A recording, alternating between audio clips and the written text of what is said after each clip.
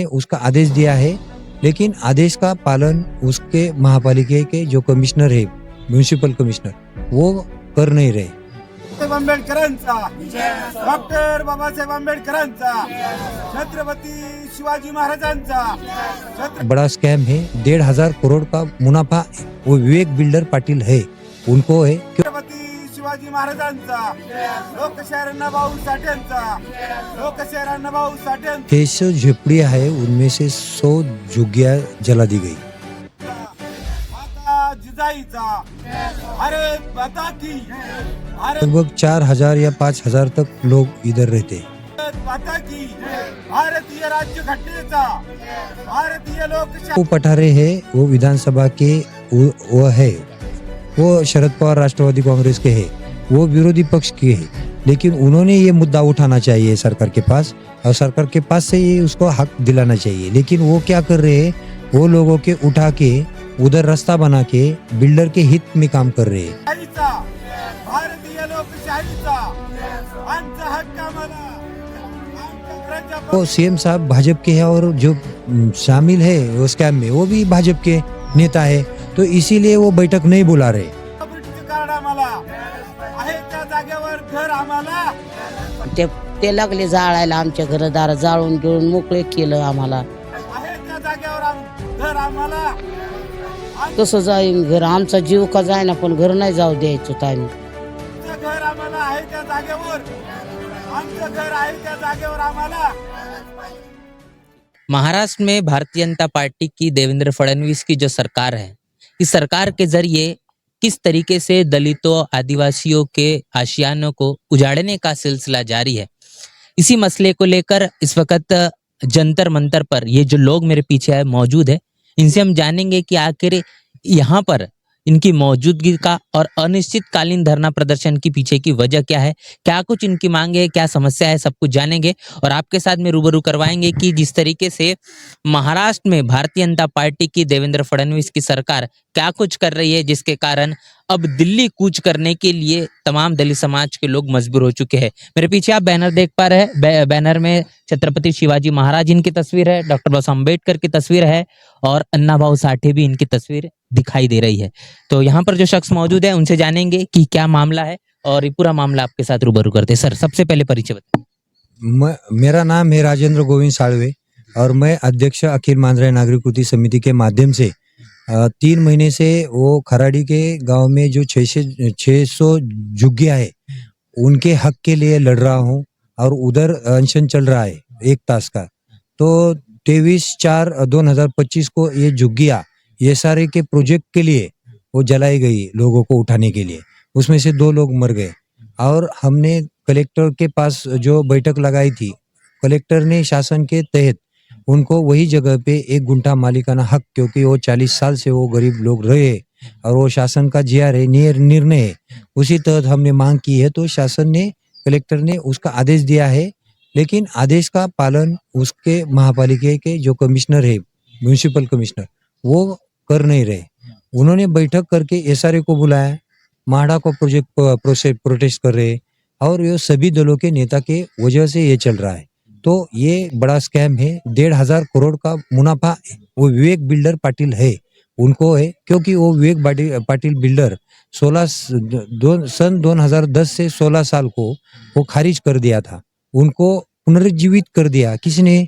तो ये नेता ने, ये अधिकारियों ने, क्योंकि इसलिए वो 1,500 करोड़ के नफा के लिए। और ये जो सब गरीब लोग हैं वो सब अनाड़ी है, अशिक्षित है, इसको मोड़ तोड़ पे उनको उठाया जाए और वहां से मुनाफा कमाया जाए। कितनी झोपड़ियां यहाँ पर जो है इस पूरे मामले की चपेट में? 600 झोपड़ियां है, उनमें से 100 झुग्गियां जला दी गई। और ये 600 झोपड़ियों में कितने लोग रहते होंगे? तो अभी लगभग 4,000 या 5,000 तक लोग इधर रहते हैं। तो आप देखिए कि जहां पर दलित अपने आशियाने को कई वर्षों से जिस तरीके से रहते हैं, 2 वक्त की रोटी के लिए जो जद्दोजहद करते हैं, और पुणे जैसे क्षेत्र में जो इंडस्ट्रियल एरिया है, बड़े पैमाने पर पूरे देश से लोग वहां पर अपनी मौजूदगी दर्ज करते हैं और 2 वक्त की रोटी के लिए भी अपने काम कर अपने परिवार को पालने का काम करते हैं। लेकिन ऐसे जगह पर जहां 600 झुग्गी झोपड़ियां है उनको निस्तानाबूद कर कर उद्योगपतियों के हाथों में देने का सिलसिला जारी है और उसी को लेकर ये विरोध है, जिसमें से 100 जो झोपड़ियां है वो जला दी गई है। तो ये 100 झोपड़ियां जो जलाई दी गई है, इसके पीछे की वजह क्या है? कौन है इसके पीछे का कारण? विवेक पाटिल बिल्डर नाम है उनका, और विवेक पाटिल बिल्डर के पीछे ये सभी अधिकारी है। वो सब कानून मोड़ तोड़ के वो सब बिल्डिंग बनाने का प्रयास कर रहे हैं। जहाँ वो विपक्ष के नेता है, वो विपक्ष के नेता वहाँ के, वो भी उधर झोपड़ियां रहकर भी उधर रास्ता बना के। क्या नाम है उनके? विधायक का क्या नाम? बापू पठारे है, वो विधानसभा के वो है, वो शरद पवार राष्ट्रवादी कांग्रेस के है, वो विरोधी पक्ष के है।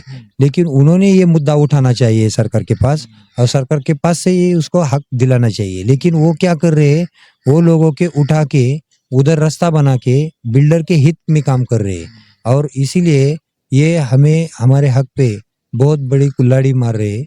और मतलब बिल्कुल ये नहीं, यही समझने का है कि सत्ता पक्ष या विपक्ष दोनों ही दलितों और आदिवासियों के आशियानों को बर्बाद करना चाहते हैं, और वो नहीं चाहते कि तमाम जो 600 झुग्गी झोपड़ियों को जो जिस प्रकार बरकरार है वो उसी मुताबिक रहे। कितनी जमीन होगी, मतलब उस पूरी जमीन का मुआवना किया जाए, अगर रकम देखा जाए, कितने रुपयों की जमीन तकरीबन आपके हिसाब से होगी? हमारे हिसाब से 14 एकड़ उधर का जमीन है, उसका एक गुंठे का भाव है 50 लाख या 60 लाख उधर का। तो बहुत वो हाई प्रोफाइल की वो जगह है।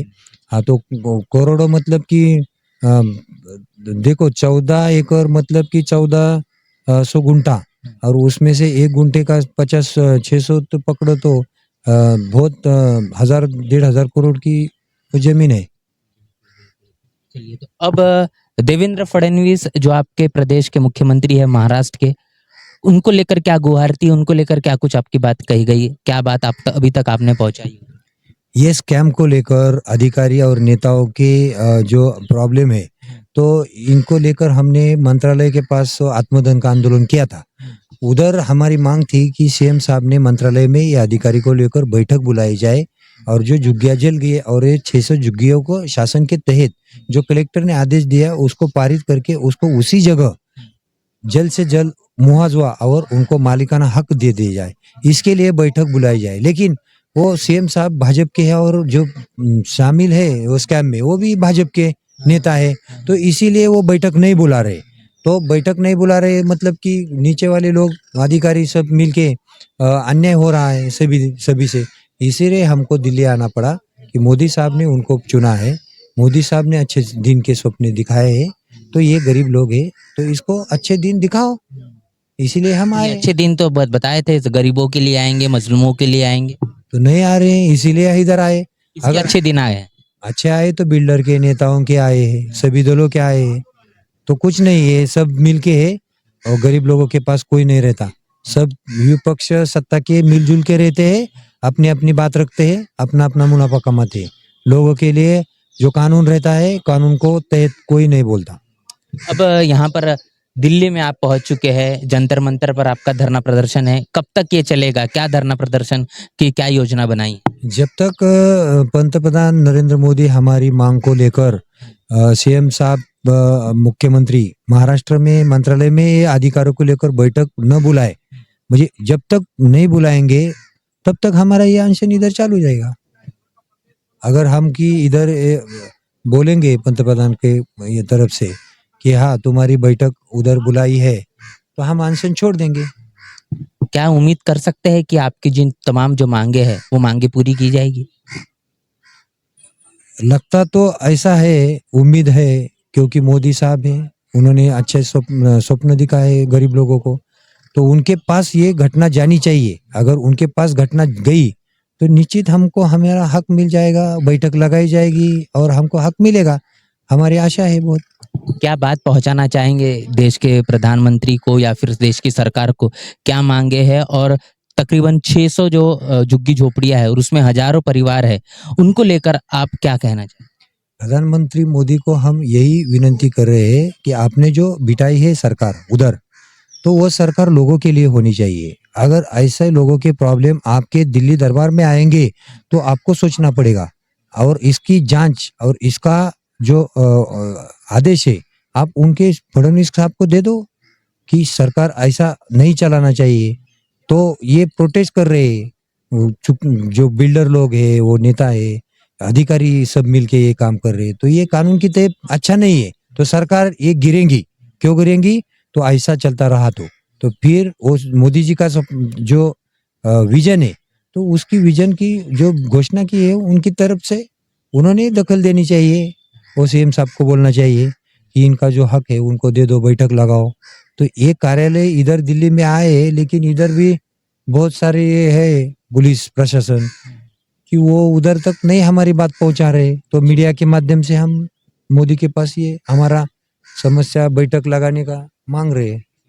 तो तमाम चीजें हमने समझी है। महिलाओं से हम बातचीत करना चाहेंगे कि आखिर इस पूरे मामले को लेकर वो क्या कुछ सोच रहे हैं। तो आपको आती है, क्या नाम है आपका? अवंता आप इसी तहसील हवेली से?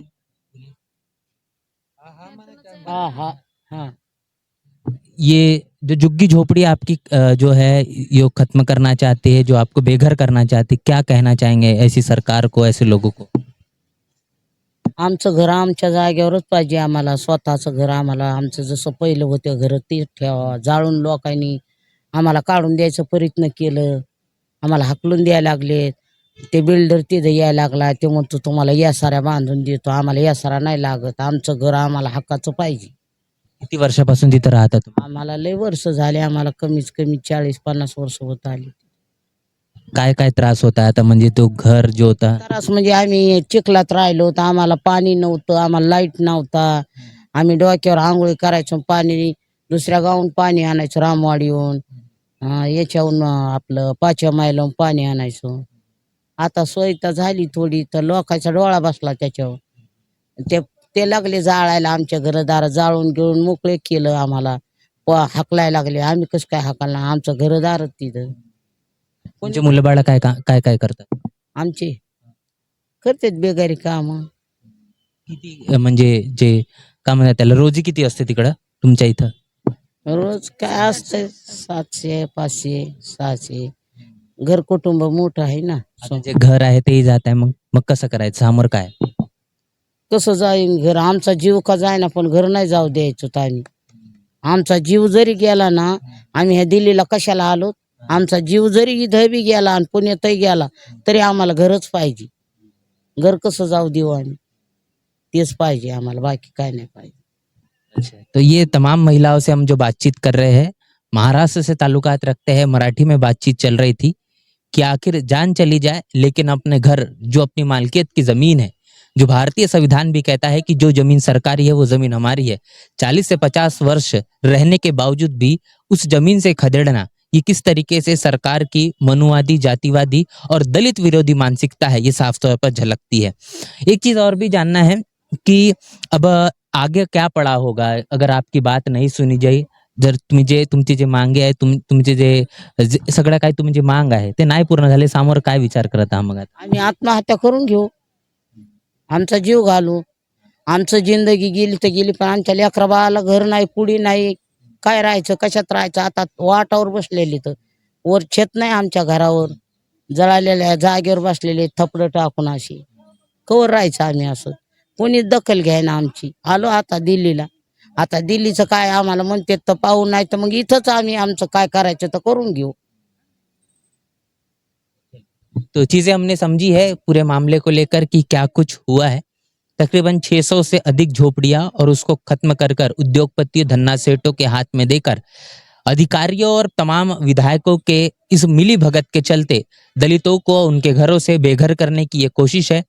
और इस पूरे मामले का विरोध करते हुए यहाँ पर अनुसूचित जाति समाज से आने वाले तमाम लोगों के जरिए जो विरोध प्रदर्शन जारी रहा, जो महाराष्ट्र में भी चला। यहाँ पर 2 लोगों की मौतें भी हुई, जिसमें एक को जो है वो हार्ट अटैक भी हुआ, और उसके बाद एक जो है इस मामले को लेकर कहने के जलाया गया जिन्हें, है ना, जो कि तो ये तमाम तरीके की चीजें आप समझ पा रहे हैं कि महाराष्ट्र में भारतीय जनता पार्टी की जो देवेंद्र फडणवीस की सरकार चल रही है, और केंद्र में अगर बात करेंगे नरेंद्र मोदी की भारतीय जनता पार्टी की सरकार है। डबल इंजन की सरकार होने के बावजूद भी इस सरकारों के जरिए दलितों के साथ जिस तरीके से सलूक किया जा रहा है वो किस मुताबिक अब ये समझा जा रहा है कि कहीं ना कहीं अब जीने के लिए भी संघर्ष करना ये जरूरी हो चुका। अगर नहीं करेंगे तो आपको निस्ताबूद किया जाएगा, खत्म कर दिया जाएगा। इस पूरे के पूरे बातचीत को लेकर, पूरे आंदोलन के लेकर आपकी क्या राय है, आपकी क्या प्रतिक्रिया है? आपकी प्रतिक्रिया में लिखकर आप जरूर बताएं। कैमरा पर्सन दीक्षा के साथ मैं पराग महेंद्र, नेशनल चौपाल, जंतर मंतर, दिल्ली।